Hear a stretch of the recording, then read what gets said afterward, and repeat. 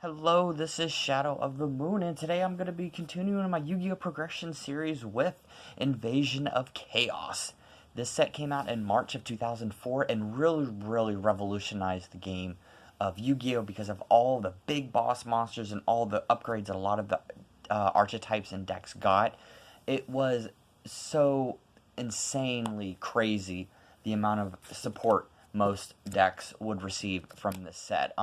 The next set would be Ancient Sanctuary, which would come out in June of 2004, which following that in August of that year would be the first ever Yu-Gi-Oh! Ban list. Now, I'm actually going to be doing a video on that, and in that video, in the Ancient Sanctuary set, I'm going to be doing more of a, it's going to automatically have the ban list attached to it. I'm going to just go ahead and go with it, since it came out literally 2 months before, and it was still, the set was still out by the time that it had dropped. Yatagarasu is not in this deck. I decided to take it out and everything, but yeah, if you still wanted to use Yatagarasu, that would be completely and totally up to you as a player. It's still an amazing card. It still obviously was, which is one of the reasons why it was banned. But anyways, the deck really didn't get that much of an upgrade. I'm going to quickly go through the deck, and then I'm actually going to go through the new support that it received. So without any further ado, let's go ahead and get started. So first, you've got your 3 copies of Harpie Lady. This is the main monster in the deck. This is how you special summon Harpie Lady Sisters. Then you've got 2 copies of Harpie Lady Sisters. This is going to essentially be your beat stick because it's 1950, and with Rising Air Current would make it a 2450, meaning it could beat over Chaos Sorcerer, beat over Jinzo, beat over any of the 2400 monsters with ease. And then 1 copy of Birdface. I decided to throw this guy in here because you are going to be searching for it, and he can be used as a beat stick because he is a 1600, so he gets pumped up to a 21. And then 3 copies of the best searcher in the deck, in my opinion, Flying Kamikari number 1. This is going to allow you to search quickly for your Harpie Ladies, to be able to go into your Harpie Lady Sisters if you're going to have Elegant Egotist in your hand. And then, the new set released more support for the element archetypes, whereas before you had Garuda, the Wind Spirit, you had Water Spirit, Fire Spirit, and all that stuff. Now you have support in the form of Sylphid. Sylphid was a amazing card at the time, because essentially it was like a mini Delinquent Duo. This card was destroyed by battle and sent to the graveyard. You could choose 1 random card from your opponent's hand and discard it. And it was also used that by banishing a wind monster, you could special summon it from your hand, meaning it gave your deck a little bit more swarming capabilities. Quite possibly was one of the best upgrades for this type of deck. And then that's going to be it for the wind package and the Harpie package. Then we've got our basics: Break with Magic Warrior to destroy spells and traps. Tribe Infecting Virus. This is going to destroy anything on the field by discarding a card and selecting the type of the monster. Destroys that type of monster and all face-up versions of it. Then you've got DD Warrior Lady, obviously to ram into your opponent and remove a monster from play, or if they attack it, it gets removed from play. 1 Sengen. Sengen to be able to search for your Harpie Ladies and also your tech cards, such as your DD Warrior Lady. It also searches for Morphine Jar, Magician of Faith, Sinister Serpent, and then you've got your Morphine Jar. This is going to shuffle. It's going to discard all cards, and then basically you draw up to 5 cards from your hand when it gets drawn. And then 2 copies of Magician of Faith. This is going to allow you to get Elegant Egotist back to your hand when it gets flipped face up. And then Sinister Serpent, because it's a great card, because it keeps getting added to your hand when it's sent to the graveyard by the next standby phase.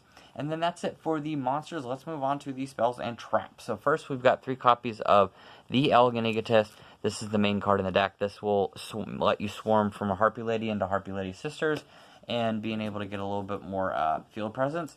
Then you've got 3 copies of Rising Air Current. This is still an amazing card because this is going to give your wind monsters an additional 500 attack and defense, so it's going to make all of them beat sticks, making your Flying Kamikaris from 14 to 19, making your Sylphids 2200, it's making your Harpie Ladies 18, and then making your Harpie Lady Sisters 2450. Then we've got the Trinity. Obviously, you've got Graceful Charity, Pot of Greed, and Delinquent Duo. This is going to be your draw power. This is going to snatch cards out of your opponent's hand, which is very good in this format. And then for the destruction cards, we've got Harpie's Feather Duster and Raigeki. This is going to pop spells and traps. This is going to destroy all monsters on your opponent's side of the field. That is definitely, and since these aren't banned because the ban list hasn't come out yet, you can still use them as you see fit. And then we've got Swords of Revealing Light. This is going to be able to protect you for your 3 turns. Creature swap, because as I explained this before, you attack into a flying Kamakiri. You're going to be able to get that Harpie Lady or that other flying Kamakiri onto your field and be able to continue to attack them. Or main phase 2, you can also use your Elegant Egotist to go into Harpie Lady Sisters.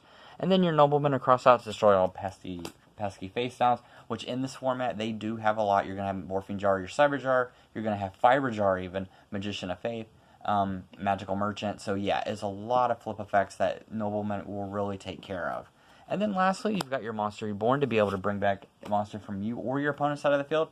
And then for the traps, we're going to run 5 traps in this deck, obviously. Solemn Judgment, Call of the Haunted, Ring of Destruction, Mirror Force, and Torrential Tribute. Alright, so that's it for the deck profile. I want to give now an explanation of all the new stuff that came out in this set.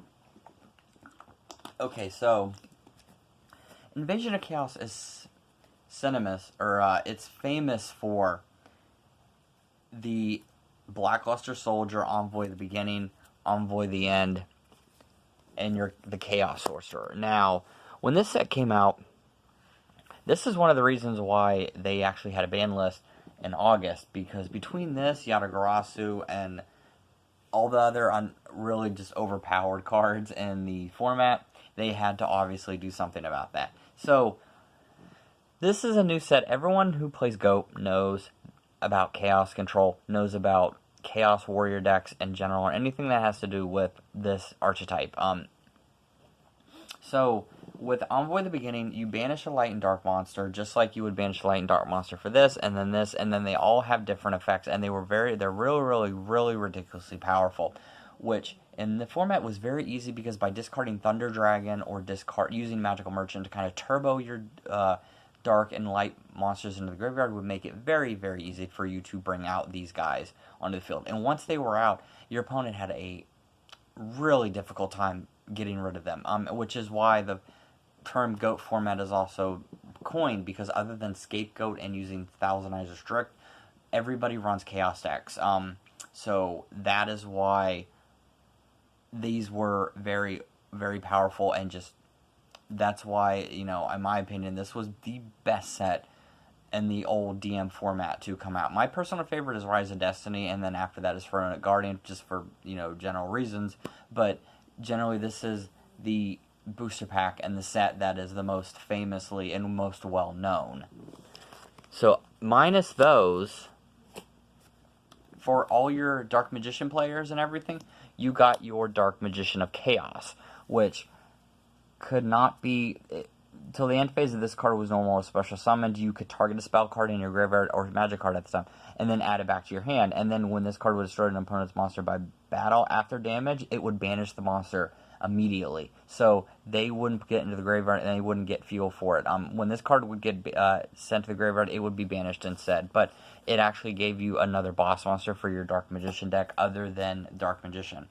Then, the reason this set is so well known isn't just from the Chaos guys. It's also from the amount of support that all the other archetypes and types of monsters received, such as Black Tyranno, and then Dark Triceratops that was also in the set, which was a 1 sacrifice 2400 that had piercing damage, muchly like Mad Sword Beast.